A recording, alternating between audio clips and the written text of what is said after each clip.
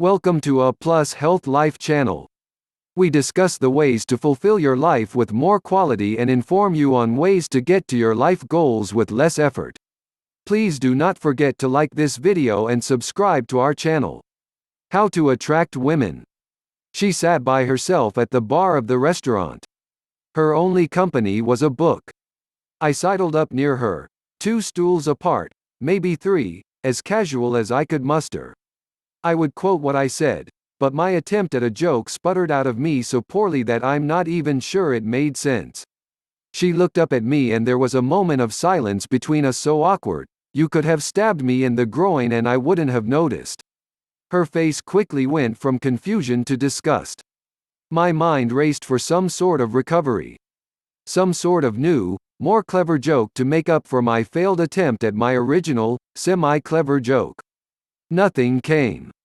In the past, I sulked away in this situation having embarrassed myself again. But this time something in me snapped, or not snapped, but rather, something resigned itself. I sighed and said, "I'm sorry, I was trying to be clever. I just wanted to say hi." The air eased between us a bit. Her disgust faded and she gave me kind of a friendly grin, "It's okay. It was a nice try. I guess." I laughed, "No it wasn't." She laughed and I sat down next to her. There's a lot of advice on attracting women out there. And what most of it misses is that attraction, seduction, intimacy, sex, whatever you want to call it, is an emotional process, not a physical or social one. You can say the wrong things and still attract a woman. You can say all of the right things and repel her. What matters is the intention, the motivation, the authenticity. To improve your dating life, you must improve your emotional life, how you feel about yourself and others, how you express yourself to others, etc. It's not about learning lines or routines or dressing up a certain way. It's about unmasking the unique and attractive man within yourself and joyfully expressing it to the women of the world. That may sound vague, but it has very real repercussions on your interactions with women. People choose who they're going to be with based on how they feel around that person. For us men, it's often quite simple. A beautiful woman makes us feel aroused, so we pursue sex with her. If we feel cared for, respected and admired by her, we pursue a relationship with her. But women experience sexuality differently than we do, so it can be a bit more complicated and hard for us to decipher what makes them feel attracted to us. But the principle remains the same. Women go with men who make them feel a certain way. There are a number of ways to elicit emotion in a woman, and the way in which you go about eliciting that emotion will determine the quality and quantity, or lack thereof, of the relationships you have with women. What I'm saying is this. You'll find a lot of varying advice out there on how to attract women. Some will say to tease them, some will say to be selfish and rude around them, some will say to buy them gifts, others will say to be cold and calculating. Whichever of these avenues you choose to pursue with women, that is the corresponding relationship you'll create. If you choose to be cold, calculating and manipulative with women, you will naturally screen for women who will create a cold, calculating and manipulative relationship with you. If you pursue women with a neediness and an idealization of them, then you will attract equally naive and insecure women who will create a relationship of neediness and false idolization. If you pursue women in a rude and harsh manner, you will attract women who respond to harsh emotions and elicit harsh emotions themselves.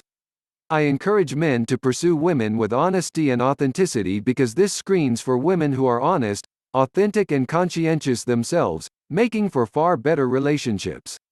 The other reason I encourage men to pursue women with authenticity is that communicating your sexuality with women openly forces you to become a confident and integrated man. In the short term, this can be more painful and difficult. But in the long run, this reduces emotional neediness and molds you into a bold and confident man who draws women to him like a magnet. A man of status. It is important to mention that there is not yet any consensus on what attracts women to men. Science has found dozens of factors, some major, some minor, but there is no overarching model that is agreed upon by everyone. Anyone who tells you otherwise is lying to you. Many of these traits which determine attraction are completely out of our control. Genetic makeup, physical features, testosterone levels, social perceptions, where a woman is on her ovulation cycle, etc. We can't control these, so there's little reason to worry about them. And then there are the traits which are within our control.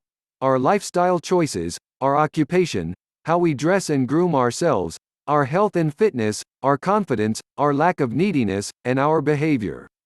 This is a lot to juggle around. So it helps to find some underlying principles to attraction, a common denominator of all attractive behaviors and qualities, or at least most of them. And research shows that the largest common denominator when studying what attracts women to men is that men who are perceived to be of higher status around women tend to attract them more often. It's no surprise then that status gets mentioned the most often in dating advice and pickup material. It's ubiquitous, and yet there are a number of interpretations of what actually constitutes status. There's outward status, money, resources, nice clothes, and behavioral displays of status, confidence, dominance, leadership. There are arguments on both sides of which drives which. Does having money and prestige lead to confidence and leadership? Or does being a confident leader create wealth and prestige? My personal belief is the latter. And not only is there some research supporting that women are attracted to potential status as much as they are attracted to status itself, but I feel like I have a fair amount of experience in this area.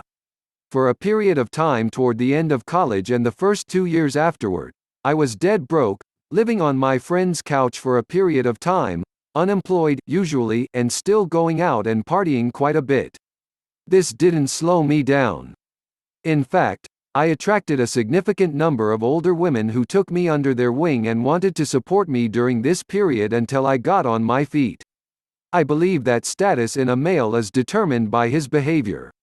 Outward displays of status can create opportunities, cars, money, nice clothes, but don't create lasting attraction themselves. They are the effects of high-status behavior, not the causes. Sexual attraction from women is determined by status, status is determined by behavior, and what determines whether a man has attractive behavior or not is his perception of himself relative to those around him, particularly women. I refer to this concept as neediness and believe the degree of a man's neediness around women will determine how attractive or unattractive his behavior around them will be. For instance, a needy man may come up with really clever jokes and have a great job, but he will use them to impress her and get validation from her, needy behaviors, and will therefore be perceived to be unattractive. Whereas a non-needy man may talk about silly conversation topics, openly admit that he's between jobs, but get very excited and passionate about his rock climbing hobby. Believe it or not, this man will be seen as attractive because his behaviors will be genuine, authentic, and non-needy. The reason is he's basing his behavior around her on his perception of himself and not her perception of him. The needy man, despite having a nice job and clever things to say, is a follower. He's a pawn of those around him. He will only go so far. The non-needy man, even though he may be a bit aimless and in a downturn in his life, he will end up living an enriching and unique life that suits him and makes him happier. If a man values the perceptions of others more than his perception of himself, then he will naturally behave in an unattractive way around them. If he trusts his perception of himself more than the perceptions of those around him, then he will be perceived as a non-needy man, and therefore behave attractively. All of the outward appearances of status and resources, the fitness, the nice clothes, the cool lifestyle, these things are a result of a man who is inwardly driven, a man who invests in himself and takes care of himself. When all is said and done, all attractive traits in a man can be traced back to his lack of neediness. Please note, I am not saying that a man should disregard the perceptions of others, or that he should trash or disrespect the perceptions of others, only that he should believe in his perception of himself more than the perceptions of those around him. Neediness plays itself out in many forms. I imagine you'll recognize at least a few of these examples. Sorry in advance for some of the painful memories. Calling a woman many times in succession because she didn't call you back and never getting an answer. Neediness. Straining to come up with a funny line or clever joke in order to impress a woman or to get her to like you. Neediness. Memorizing lines or routines to meet women and avoid rejection. Neediness. Accepting that if a woman doesn't call you back that she probably wasn't the right woman for you anyway. Non-neediness. Lying to a woman to make yourself appear more interesting or attractive. Neediness. Expressing your sexual interests and desires openly and honestly. Non-neediness. Hiding your flaws, accepting no criticism of yourself. Neediness. Being unafraid of exposing your flaws. Being comfortable with not being perfect. Non-neediness. Feeling the need to be dominant or in control of an interaction at all times. Neediness. Resenting the women you date, or assuming they're inferior or dumber than you. Treating them like children. Neediness. Treating women as equals, and having standards about only dating women who you enjoy and who make you happy. Non-neediness. Investing in improving yourself for yourself, not to impress women or make people like you. Non-neediness. Improving yourself only to impress those around you. Doing what you think will make people like you instead of doing what you like. Neediness. You'll notice that a number of the behaviors labeled needy above are behaviors taught in other dating advice as legitimate ways to attract women. Needy behavior will only attract other needy women. Neediness finds its own level. So if you're an angry, misogynist who lies to women to get them to sleep with you, the only women who will tolerate your behavior long enough to sleep with you will be angry, distrusting women who lie to get things from men. If you are open and honest about your intentions and genuinely care about the women you meet and interact with, then you will attract genuine and caring women who will be honest with you. This is referred to as the assortment effect in psychology, and it has been demonstrated in numerous studies. Chances are if you've been highly needy in the past, then you've engaged in dysfunctional relationships with women who were highly needy in similar or complementary ways. Or, if you've been with few or no women, or are unable to attract any women, then chances are you've been so needy in your behavior that you've remained alone.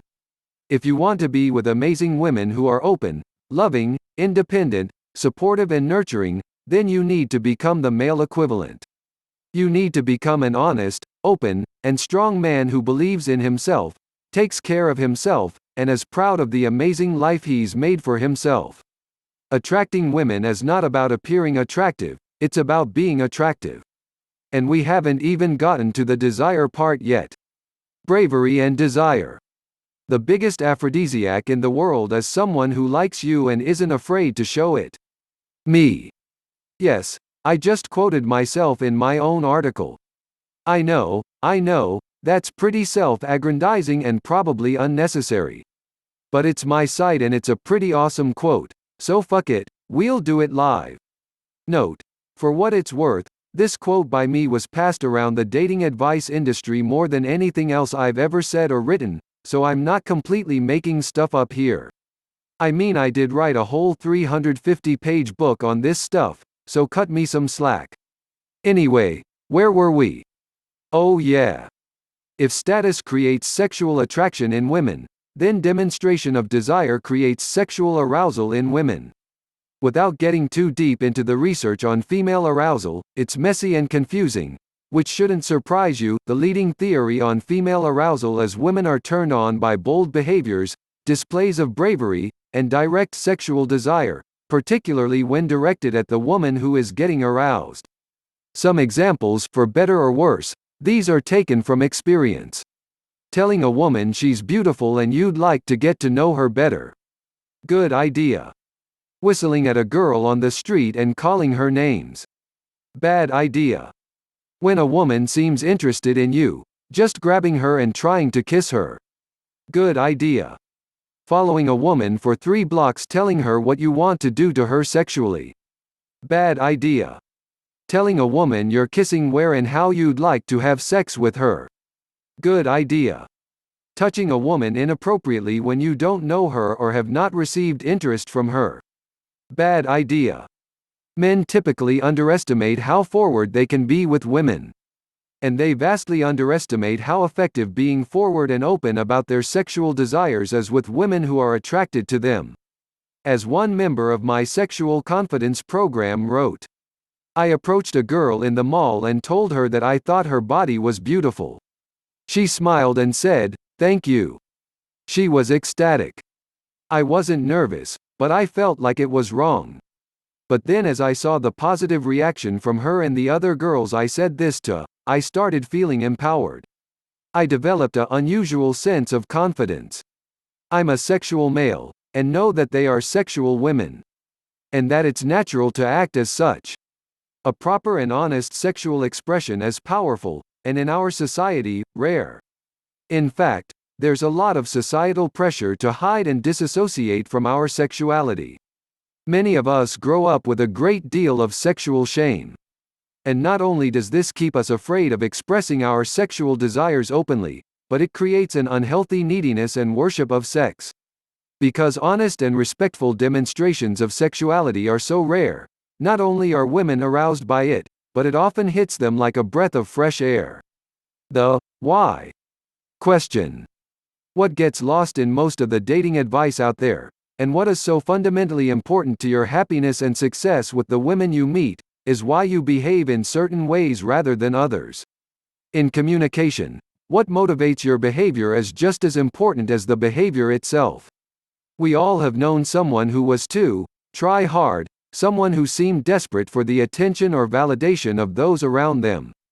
Maybe it was a guy at work who needed to always be right, or a girl who complained about everything so people would feel sorry for her, or the friend who did crazy things to impress his friends and be cool.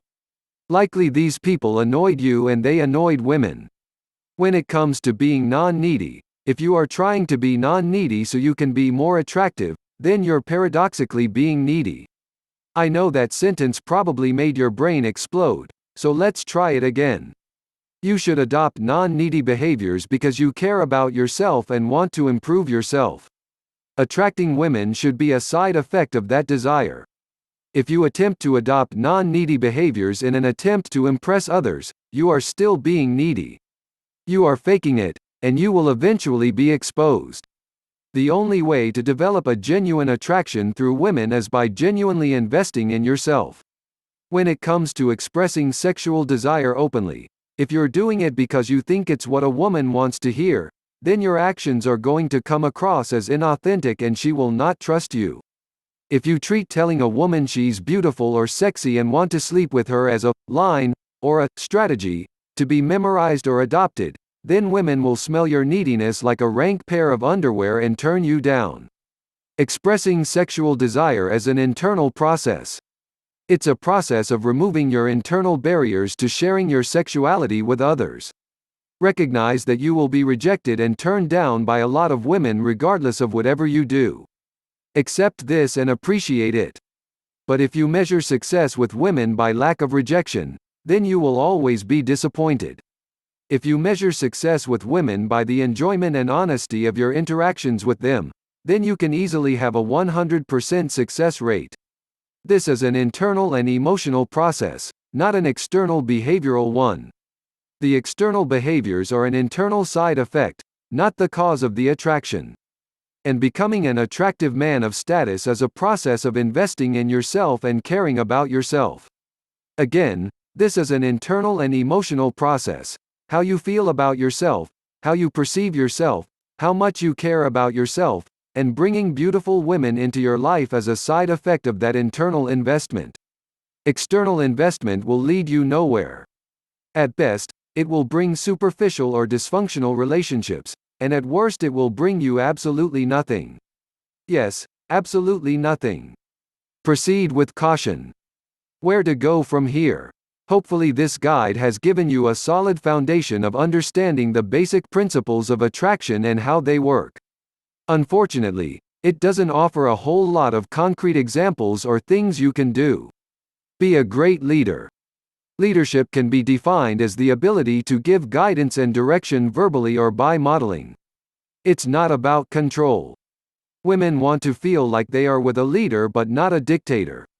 In relationships, Women can give us the level of trust that borders on livelihood. It's important that they hear from you on matters such as where you want the relationship to go and the goals you have for it. Ways to show that you can lead are: always consider the impact on the relationship instead of the individual when making a decision. Your individual feelings aren't as important as what's going to be best for the both of you. Keep her needs at the forefront of the relationship. Selflessness is necessary as it exhibits sacrifice. Initiate and engage in activities that will help the relationship grow, showing a commitment to the mental, emotional, and physical well-being of the relationship will help to solidify the bond and attraction between you and your girl. Finishing what you start. This is for the small things as well as they can set the precedent for reliability. Being comfortable doing these may also show that you are excited about the relationship. You are making a concerted effort that demonstrates that you want to be there. Communicate actively. Without getting too academic, communication is simply the exchange of ideas, needs, and desires. The essence of this concept is straightforward and uncomplicated, but putting into action is all but. We need to listen more than we speak. If we try to overtalk the ladies, it will become competitive. They are hardwired to emote verbally and share their thoughts. If we are speaking just as much as they are, there is a chance that we are not listening to everything that what you say should be substantive. Make sure, to the extent possible, that what you are saying is valuable. You don't need to be a philosopher, but you do need to ensure that you're choosing your words wisely because you talk less. Talking less gives you less time to explain if you say something wrong or offensive. Using fewer words doesn't always allow you to be as detailed as possible. I'm not suggesting that you talk more. I am suggesting, however, that you speak with more intent. Mastering the art of communication is tough and different for each relationship. The way that you find out what the needs are is to communicate. Talk about each other. Goals and ambitions. Fears and pains. Beliefs and values. Relationship with family and friends. Expectation and guidelines for the relationship. It's important to note that a relationship's needs will change depending on the season of life, and you have to learn how to communicate those adjustments. Lastly, learn to speak her language. Your lady will have specific tells that mean specific things. It could be nonverbal or verbal, but she has them nonetheless. Hone in on those nuanced communication methods. When you pick up on them, she will appreciate it more and you will earn more point with her. Put others first. This goes beyond not being selfish, as in not wanting to share. Selfless also means that thinking of others before self. The selfless trait allows a man to be a giver, especially when it counts. When displaying this characteristic, you're showing that what she values is just as important, and at times more important, than what you need. This same quality will be reciprocated by your woman. It's innate in her. Thoughtfulness is the cousin of being selfless and allows you to run the gambit of emotional maturity. It's highly underregarded by many men. Being thoughtful is the combination of selflessness, the willingness to sacrifice, attentiveness, listening to her needs, compassion, displaying kindness toward your wife or girlfriend, honesty and integrity, showing that truth and having high character is non-negotiable. Have manners. What's worse than being out with a person who doesn't have good temperament? It's a person who doesn't have good manners. It doesn't matter if you were raised in a majority male home or that you are in all male-dominated sports. A please and a thank you can a long way. Manners can be displayed in a bevy of different ways. Chivalry. Doing research for the article, I was surprised at the amount of women that are not used to a door being opened for them or don't know that they shouldn't walk on the outside, close to the street, when walking with their beau. Being polite. Women are delicate and tender and should be treated as such. Using harsh words with an abrasive tone will shut her down. When speaking to a woman, whether it's your first conversation or your 50th one, being polite will always work in your favor. Dating etiquette. Guys, pull her chair out. Don't eat until her plate arrives. Pay attention to her face and not her chest, butt, legs. It's okay to glance and admire, but don't be a pervert and stare all evening. Be family-oriented. All women don't have the desire for marriage and a family, but the overwhelming majority do have this need. Being a guy that wants family or has children and is present with your kids increases your attractiveness exponentially. Nowadays, kids aren't as big of a deal breaker as they once were. Your chances aren't necessarily shot if you have kids. With that, being a great father and provider to your children shows her you want children. You will be present if you have children together regardless of the outcome of the relationship. You're not a jerk who would leave children fatherless. Being a family-oriented man also means that during conversations and throughout dating she will see that you would prioritize her as your wife. Another way to show that you are a family man is to allow her to see the interaction between you and your family. Even if your family isn't close, express to her you desire to change that story. Let her know that you want to be close to your children and don't want to repeat the cycle that you were once in. Be vulnerable. This is often difficult for guys to do. We pride ourselves on being manly, having machismo, but the truth is that we have feelings just like women. They need to see and experience that you are comfortable being open with them. Allowing her to encounter your vulnerability will increase trust. It shows that you trust her with the deep and dark places in your life. Don't do this in the beginning stages of getting to know someone. Many times that can be too much too soon. You will know when the time is right. Remember, there is fearlessness in being vulnerable. Please do not forget to like this video and subscribe to our channel.